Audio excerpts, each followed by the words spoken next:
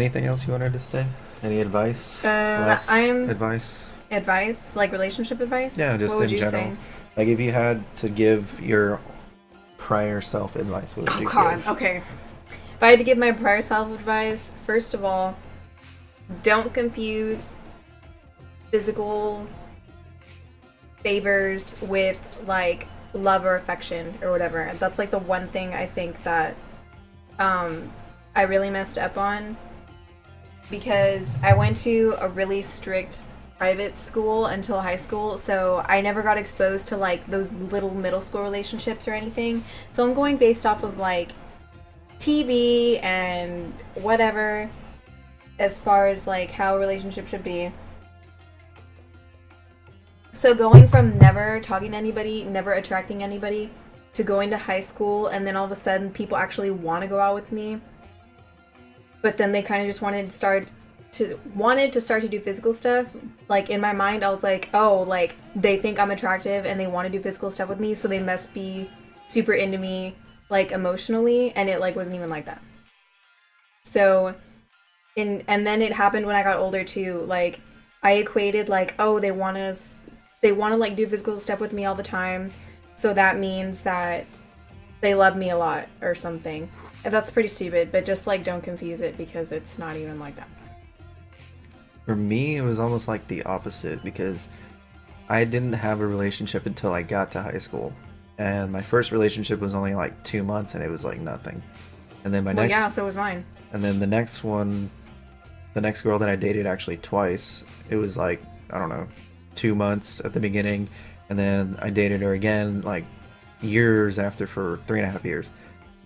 Um, but a lot of the time I felt like, why don't people want to date me or what's wrong with me or whatever like that. But like the only advice I would give to people that feel that way, like that have never had a girlfriend, going through school, is it's actually better that way. You don't get exposed to all the shit. You don't get exposed to always constantly switching, people that want to date you. And eventually you're going to find the right person, but a lot of the time it's not that it's anything wrong with what you have, it's what other people don't see in you at that time. It's about not finding that one person that appreciates you for who you are. And sometimes it just takes a lot of searching to find that, and that's all right.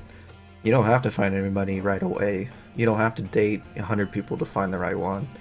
I mean, you may date one person and that's it. Like, that's the one and that's all you need. Or you could go through 100 to find the right one. It just depends. You just gotta have a little bit of luck and some time. That's really the advice that I would give, is just not to rush into anything or not, get beat up about why isn't it happening sooner. That's kind of what I would say. I have like two or three more things. So, what am I gonna say? Okay, don't have like the urge to merge. I'm getting that from the L word, the lesbian urge to merge. But this works with heterosexuals too. Don't be so into the other person that you completely lose yourself. Or if they don't text you, you're like, oh my god, they're not texting me, they're not texting me, what do I do all day? Like, they're not talking to me, I have no life right now. Like, just make sure you have your own stuff. Like, he has work, I have school. You have He, your pottery stuff. yeah, I have like, I have this. yeah, he Like, has like the tech stuff, and I have like my ceramics classes. Like, if he's at work, then I will drive, because I go to school out of town, but I'll drive out of town to go do art stuff all day with other people. It's not like I'm just waiting around for him to get out of work, which I kind of am, but like, just, which kind of goes into like the second thing I was gonna say. If you're so worried about what the other person's doing all the time, that they're not texting you, or you try to talk to them and they kind of shut you out and it makes you paranoid. Like, basically, if you're paranoid about what they're doing all the time, you probably shouldn't be with them. Or if you're worried about what they're gonna be doing, or if you feel, that was like another thing I got confused with. It's like, if you're so obsessed over the person and you think it's love, it's not. It's, you're being like so emotionally manipulated that you think this high dramatic relationship is what love is supposed to be like, and it's not. You're not supposed to be like constantly like worrying and fighting and like wondering and all this stuff. It's not supposed to be that hard. Like you're in lust, not in love. I guess, sort of. But this was going on even when I wasn't like physical with anybody. And I think it was just because it was like my first relationship. But just don't get so like trying to make a relationship work so hard that I don't know. Yeah, basically, like don't think the drama is supposed to be part of it because it's not. And then what else was I gonna say? Okay, you should also probably wait to date when you're older. Like, I didn't listen to that when my parents told me that because I was like, whatever, I'm gonna do whatever I want because people actually like me now or something. But the people that I started dating when I was younger, we couldn't go anywhere because neither of us could drive. We were dating in secret. Like, half the people I dated were in secret. We couldn't go anywhere because of that. We couldn't drive. Neither of us were working. We didn't have money to go do anything. Um, like, then there's the whole school thing. Like, they would be in band and I would be in sports. We would, like, never see each other. And then you're both just too emotionally immature most of the time. Like, the person I dated, almost every person I dated was, like, a notorious flirt, and I couldn't stand it. So if I saw them even talking to somebody else, it was already a jealous thing, and then they're getting all mad at me because it's my fault, and then I'm like, oh, what's wrong with me? And it turns into a bunch of crap. So I think it's better to wait to date when you're maybe like 17, 18, or maybe even college, because then you can actually do stuff, and then you're around people. Like, if you're in college, most of the time, they have like a plan, and they know what they want to do. And a lot of people that I dated, like, weren't going anywhere. They didn't want to go to college, they weren't motivated, they were smart, but they were like super lazy, and I just couldn't handle it. Like, you should be with someone who's on your level about being driven and being motivated and like doing something with themselves, because you don't want to be with someone who's going nowhere. Yeah, I mean, just wait for the right time, basically.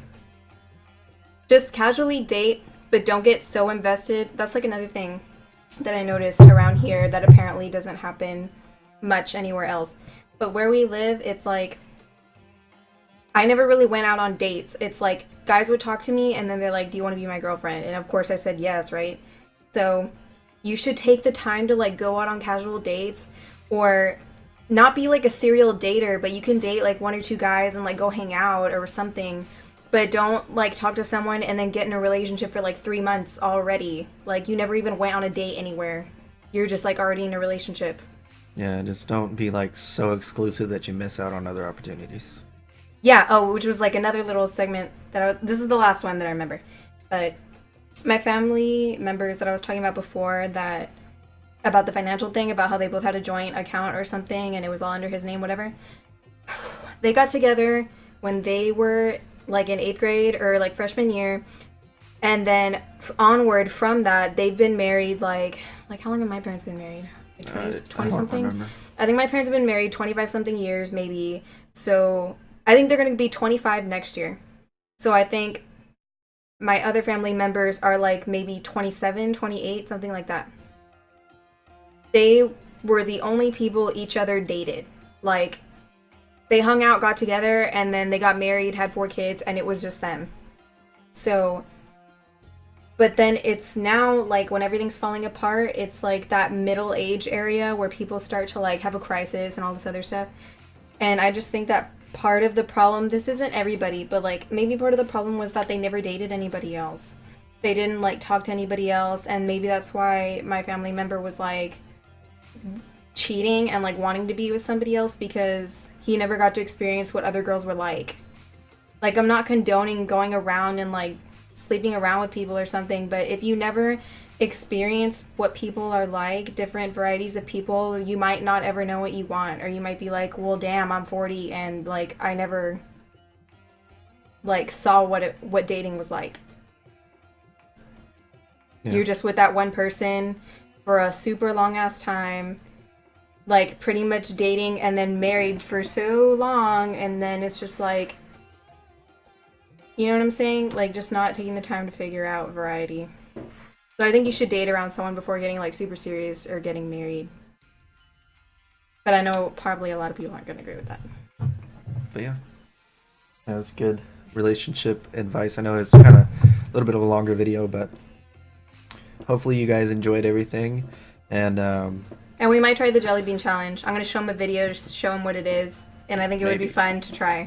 Yeah, we might do some little challenges or whatever. And I just realized, look who's in the background. Move your shirt.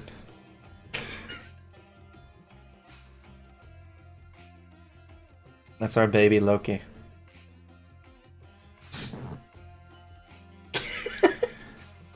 Now she's coming over.